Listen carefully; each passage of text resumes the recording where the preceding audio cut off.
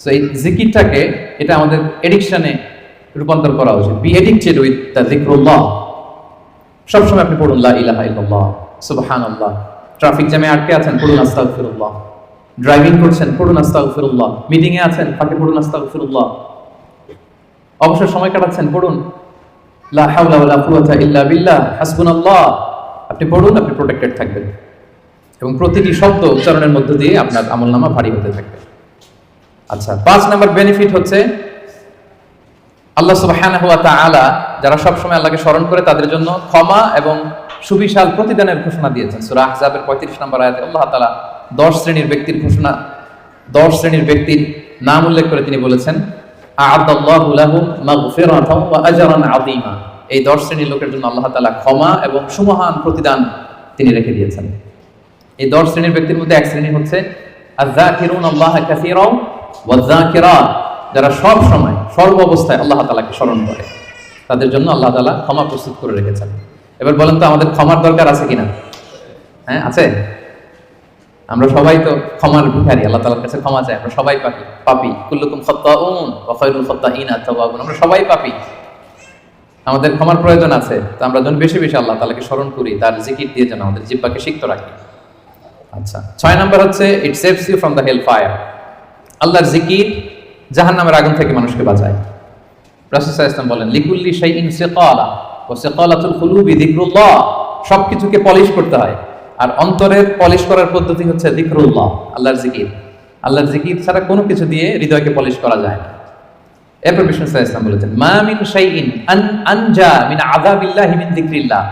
আল্লাহর আযাব থেকে বান্দাকে বাঁচাতে আল্লাহর জিকিরের চেয়ে কার্যকরী দ্বিতীয় কোনো জিনিস আর পৃথিবীতে নেই। আল্লাহর আযাব থেকে রক্ষা করতে সবচাইতে কার্যকরী হাতিয়ার হচ্ছে যিকরুল্লাহ, আল্লাহর স্মরণ। সব সময় উঠতে বসতে আল্লাহ তাআলাকে স্মরণ করা। তাহলে বেশি বেশি জিকির আমাদেরকে জাহান্নামের আগুন থেকে বাঁচাবে। 8 নাম্বার বেনিফিট হচ্ছে, এটা খুব ইন্টারেস্টিং যদি আপনারা একটু খেয়াল করেন, যে এই জিকিরটা এটা যে কোনো সময় করা যায়। কি বলেন?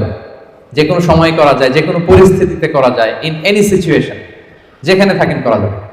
আল্লাহ বলেছেন, ফাযকুরুল্লাহা কিয়ামান ওয়া কুউদান ওয়া আলা জুনুবিহিম। দাঁড়িয়ে করা যায় আল্লাহর জিকির, বসে করা যায়, শুয়ে করা যায়, ইভেন আপনি যদি অপবিত্র থাকেন তখনও করা যায়। আল্লাহর জিকির করার জন্য, আল্লাহকে মনে মনে স্মরণ করার জন্য কিন্তু পবিত্রতা প্রয়োজন নেই, সবাই একমত।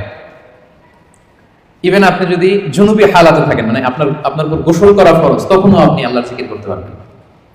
ইভেন আমাদের বোনদের যখন পিরিয়ড চলে তখনও তারা আল্লাহর জিকিরগুলো করতে পারে, তাসবিহগুলো করতে পারে, তাহলিলগুলো করতে পারে। সুবহানাল্লাহ ওয়া বিহামদিহি। তাহলে এটা এমন একটা আমল যেটা সব সময় করা যায়, যে কোনো মুহূর্তে করা যায়, যে কোনো সিচুয়েশনে করা যায়। এই জন্য আমরা যেন নিজেদেরকে আল্লাহর জিকিরের সাথে জুড়ে রাখি, সম্পৃক্ত করে রাখি। সব সময় আমাদের জিহ্বা যেন আল্লাহর জিকির দিয়ে আমরা সিক্ত রাখি। 9 নম্বর বেনিফিট হচ্ছে, আমরা যদি আল্লাহর জিকির করি, আল্লাহ আমাদের জিকির করে। সুবহানাল্লাহ ওয়া বিহামদিহি। আল্লাহ তাআলা বলছেন, ফাযকুরুনি আযকুরকুম ওয়াশকুরুলি ওয়া লা তাকফুরুন। ওহে বান্দারা, তোমরা আমাকে স্মরণ করো, আমিও তোমাদেরকে স্মরণ করি। আমরা আল্লাহকে স্মরণ করলে আল্লাহ আমাদেরকে স্মরণ করে। সুবহানাল্লাহ। এটা অনুভূতির বিষয়। প্রাইম মিনিস্টার আনোয়ার ইব্রাহিম যদি আমাকে স্মরণ করে, আমাকে নিয়ে কথা বলে প্রাইম মিনিস্টারের অফিসে, এটা কেমন ফিল হবে আপনাদের? হ্যাঁ, জো বাইডেন আমাকে নিয়ে আলাপ করে হোয়াইট হাউস, এটা কেমন ফিল হবে আপনাদের? আরশের মালিক আল্লাহ সুবহানাহু ওয়া তাআলা আপনাকে স্মরণ করে, আপনার নাম উল্লেখ করে, এটা কেমন লাগে আপনার কাছে? আল্লাহু আকবার। হাদিসে কুদসিতে আল্লাহ তাআলা বলেন, ফাইন যাকারানি ফি নাফসিহি যাকারতুহু ফি নাফসি। আমার কোনো বান্দা যদি একাকী আমাকে স্মরণ করে, আমিও আমার বান্দাকে একাকী স্মরণ করি। আমার কোনো বান্দা মনে মনে আমাকে স্মরণ করলে আমি তাকে মনে মনে স্মরণ করি। ওয়া ইন যাকারানি ফি মালাইন যাকারতুহু ফি মালাইন খায়রিন মিনহু। আর সামষ্টিকভাবে কোন বিশাল প্রোগ্রামে, গেট টুগেদারে যদি সবাই মিলে আমি আল্লাহকে স্মরণ করে, তাহলে আমি এর চেয়েও বড় গেট টুগেদার সাজিয়ে ফেরেশতাদেরকে নিয়ে সেখানে আমি আমার বান্দাকে স্মরণ করি। ওয়া ইন তাকাররাবা ইলাইয়া বিশিবরিন তাকাররাবতু ইলাইহি যিরাআন।